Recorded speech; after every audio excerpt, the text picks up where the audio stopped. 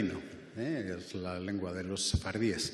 En todo caso, les saludo en castellano y les saludo para felicitarnos todos, señor ministro. Bien está lo que bien acaba. Aunque acabe 500 años después de la expoliación de un derecho, consistió en la emisión del edicto de la reina Isabel I en el año 1492, que provocó la expulsión de un colectivo que, en virtud de una expresión o de las expresiones consignadas en la exposición de motivos de este proyecto de ley, que rayan ya en el lirismo excelso, provocó la expulsión de personas que estaban inmersas en el territorio en los reinos de España, que constaban sus aportaciones al Reino de España desde las perspectivas más amplias, industriales, comerciales, culturales, cuyo recuerdo estaba grabado en piedra, que mantenían un caudal de nostalgia cuando fueron expulsados y que además no manifestaron rencor de ningún tipo cuando fueron expulsados. También, mire, me gustaría conocer quién ha redactado una exposición de motivos con esta calidad lírica tan importante y, sobre todo, cómo ha podido realizar una comprobación empírica difícil de realizar, que es que se marcharon o fueron expulsados sin rencor de ningún tipo. Pero bueno, decía Locke, señor ministro, que nunca es tarde para hacer justicia.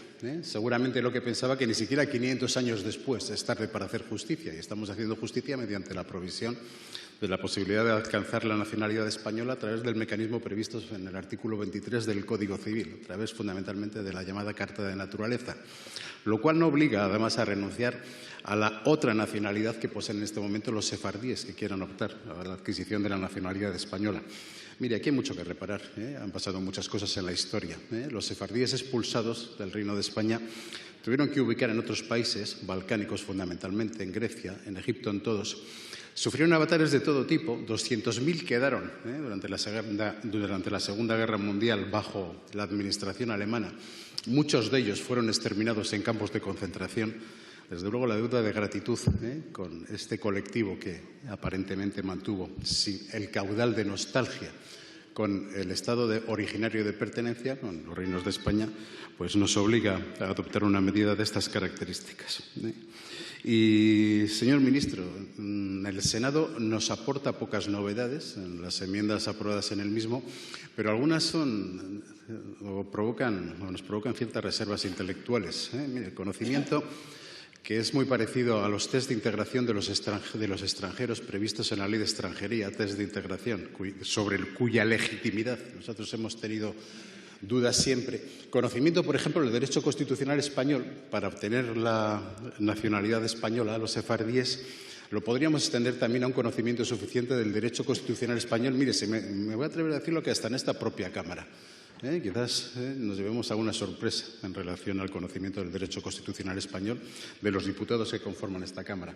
El conocimiento de la lengua, habría que preguntar al cuerpo de taquígrafos de esta Cámara si todos los diputados de esta Cámara tienen un dominio de la lengua, manejando la sintaxis de forma adecuada y la corrección lingüística que es exigible a un diputado cuya labor es orar, es realizar desde la tribuna o desde su escaño discursos que tienen que estar gramaticalmente bien configurados. Son exigencias que vienen añadidas desde la perspectiva de las certificaciones exigidas a otro tipo de exigencias que nos parecen pertinentes. Certificado del presidente o cargo análogo de la comunidad judía de la zona de residencia. Habrá que abrir un elemento de acreditación, me parece pertinente. Un certificado de la autoridad rabínica competente por el idioma familiar, el uso del ladino, y algunos arcaísmos que se consignan en el proyecto de ley que usted nos presenta que no logramos entender. ¿Qué significa, por ejemplo, la no ruptura o la no resolución del matrimonio según los sistemas matrimoniales previstos en el viejo derecho de Castilla o en el derecho castellano? Alguna actualización respecto a arcaísmos de esta naturaleza deberíamos haber acometido. De hecho, algunas de las enmiendas presentadas por el grupo parlamentario hacían referencia a esta circunstancia. Y, sobre todo, la irrelevancia que ustedes confieren algo tan identificador para una persona sefardí como poseer un apellido sefardí, al cual se le priva de relevancia absolutamente. Pero mire, señor ministro, voy a acabar como empecé, mejor dicho. Bien está lo que bien acaba, aunque sea muy tarde en el tiempo. Isabel I un personaje político, como se dice ahora, sobrevalorado por algunos historiadores mercenarios, por elementos patrioteros, les expulsó. Otra reina llamada Isabel II, empezó a autorizar cementerios judíos en el Estado español. Prásedes Mateo Sagasta empezó a autorizar la ubicación de sinagogas, las sinagogas en el Estado español. Senador Pulido generó un Real Decreto, consiguió forzar un Real Decreto del Gobierno en el año 2014 hasta el 2030 que posibilitó la adquisición de la nacionalidad española de 3.000 sefardíes. No sabemos por qué se interrumpió el tracto que posibilitaba este Real Decreto de adquirir la nacionalidad española, pero se acabó en el año 2030 esta posibilidad sin la derogación expresa de este Real Decreto que posibilitaba la adquisición de la nacionalidad española.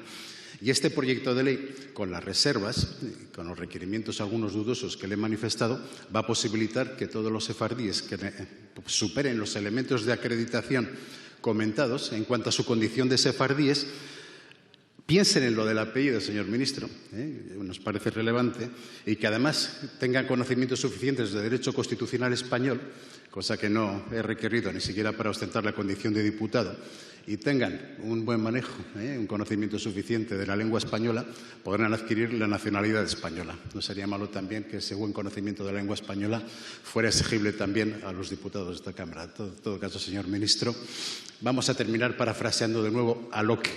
Nunca es tarde para hacer justicia, aunque esta dilación se provoque 500 años después de la expoliación original. Muchas gracias, señor presidente. Muchas gracias, señor Labardía. Por el Grupo de Unión Progreso y Democracia, la señora Díez.